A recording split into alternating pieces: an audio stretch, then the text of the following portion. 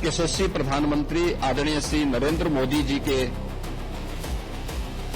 मार्गदर्शन में भारत आज जिन ऊंचाइयों को प्राप्त कर रहा है। मित्रों, आप सब जानते हैं कि उत्तर प्रदेश सूर्यवंश के राजा भगवान श्री राम की पावन जन्मस्थली है और 9 वर्ष में उत्तर प्रदेश ने अपनी अर्थव्यवस्था को 3 गुना करने में सफलता प्राप्त की।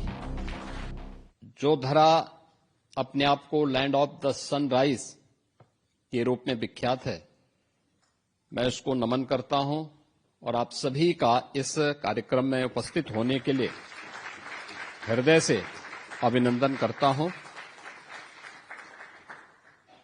भारत और जापान का संबंध, यह संबंध सूर्य की प्रथम किरण से प्रारंभ होकर के और सूर्यवंश की राजधानी उत्तर प्रदेश को एक आत्मीय संवाद के साथ जोड़ती है और उसी संवाद की कड़ी को आगे बढ़ाने के लिए भारत के यशस्वी प्रधानमंत्री आदरणीय श्री नरेंद्र मोदी जी के मार्गदर्शन में भारत आज जिन ऊंचाइयों को प्राप्त कर रहा है, भारत और जापान के द्विपक्षीय संबंध और मजबूत हो सकें, बिजनेस रिलेशन हम सब के बीच में इस साझेदारी को और मजबूती के साथ आगे बढ़ा सकें, उसे मजबूती के साथ आगे बढ़ाने में भारत की आबादी के सबसे बड़े राज्य उत्तर प्रदेश की क्या भूमिका हो सकती है, उस भूमिका को आप सबके सम्मुख रखने के लिए मैं आज जापान की राजधानी टोक्यो में आप सबके साथ संवाद कर रहा हूं और मुझे प्रसन्नता है कि आप सब ने हमारे भारत की माननीय राजदूत और अन्य इंडस्ट्री लीडर्स के साथ इस कार्यक्रम में उनके आमंत्रण पर उपस्थित हुए हैं। मैं आप सबका इस अवसर पर उत्तर प्रदेश सरकार की ओर से हृदय से स्वागत करता हूं, अभिनंदन करता हूं।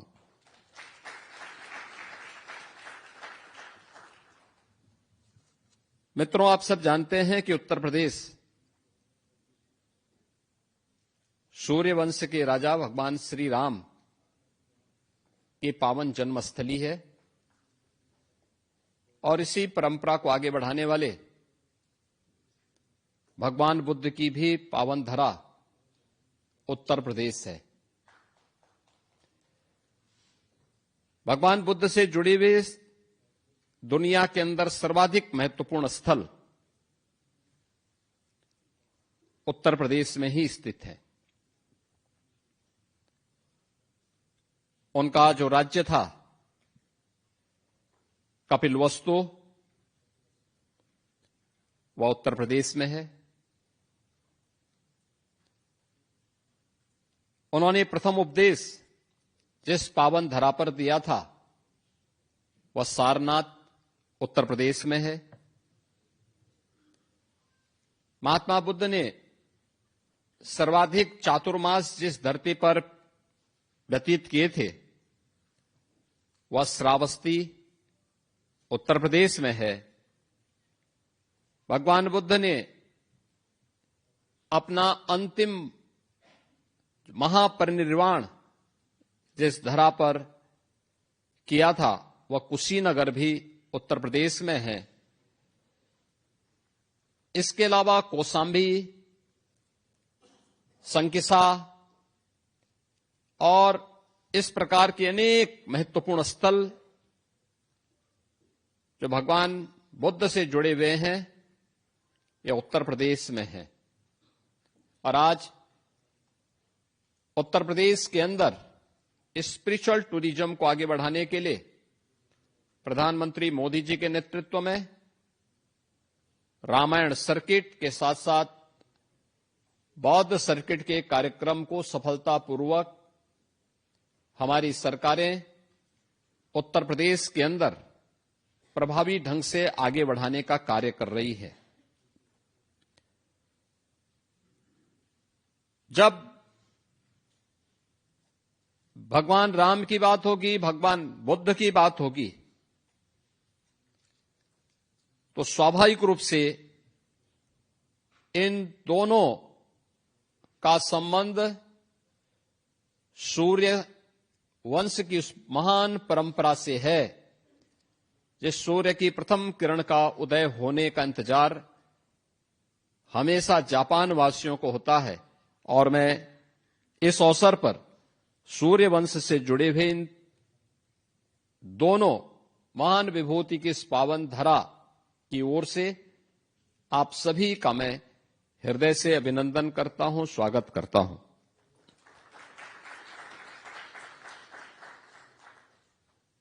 मुझे प्रसन्नता है कि भारत के यशस्वी प्रधानमंत्री श्री नरेंद्र मोदी जी की गत वर्ष की यात्रा के उपरांत भारत और जापान के बीच में अनेक मुद्दों पर एक दूसरे के सहयोग के कार्यक्रम आगे बढ़े हैं। और उत्तर प्रदेश की जब मैं बात करता हूं तो भारत की आबादी का सबसे बड़ा राज्य उत्तर प्रदेश है। भारत की आबादी का 25 करोड़ की आबादी अकेले उत्तर प्रदेश में निवास करती है। जितनी बड़ी आबादी है उतनी ही बड़ी चुनौतियां भी हैं, और जितनी बड़ी चुनौतियां हैं उतनी बड़ी संभावनाएं भी उत्तर प्रदेश के अंदर हम सबको देखने को मिलती है। और उन संभावनाओं को जमीनी धरातल पर उतारने का पिछले 9 वर्ष के अंदर हमें सौभाग्य प्राप्त हुआ है। आज उसका परिणाम हम सबके सामने है। पिछले 9 वर्ष में भारत के अंदर सबसे तेज गति से बढ़ने वाले राज्य के रूप में, आर्थिक रूप से आगे बढ़ने वाले राज्य के रूप में उत्तर प्रदेश ने अपने आप को स्थापित किया है। और 9 वर्ष में उत्तर प्रदेश ने अपनी अर्थव्यवस्था को 3 गुना करने में सफलता प्राप्त की। प्रति व्यक्ति आय को लगभग 3 गुना करने में सफलता प्राप्त की। भारत की अर्थव्यवस्था में कभी उत्तर प्रदेश एक बीमारू राज्य माना जाता था।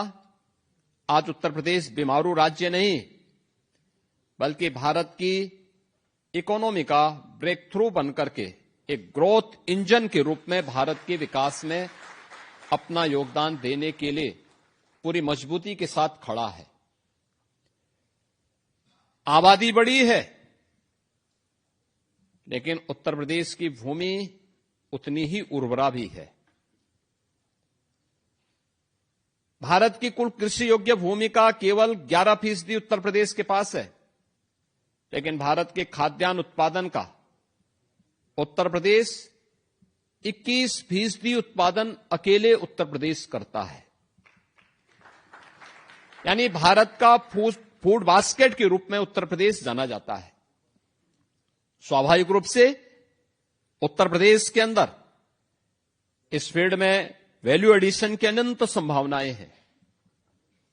खाद्यान्न के सीड से लेकर के उसे बाजार तक पहुंचाने के लिए, बीज से लेकर बाजार तक की इस प्रक्रिया में जुड़ने, उसके पैकेजिंग के लिए, इन सभी प्रक्रियाओं को आगे बढ़ाने में एक बड़ी भूमिका का निर्वहन कंपनियों के माध्यम से वहां पर किया जा सकता है। फूड प्रोसेसिंग की अनंत संभावनाएं यूपी के अंदर हैं।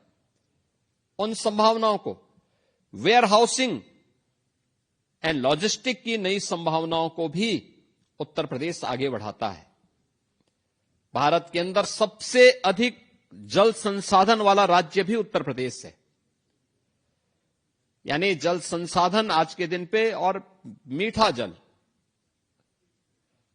यह जल इतना मीठा है कि उस जल का उपयोग हम न केवल एग्रीकल्चर के लिए बल्कि ग्रीन हाइड्रोजन के निर्माण में भी और अन्य महत्वपूर्ण कार्यक्रमों को आगे बढ़ाने में भी हम उसका उपयोग कर सकते हैं। जीरो हमने इन्वेंट किया, हमने बताया दुनिया को, जहां योग है वहां रोग नहीं। सबसे पुरानी सभ्यता है हमारी। गुलामी से तो और देश भी लड़े भाई, पर आजादी के लिए अहिंसा का रास्ता बस हमारा था।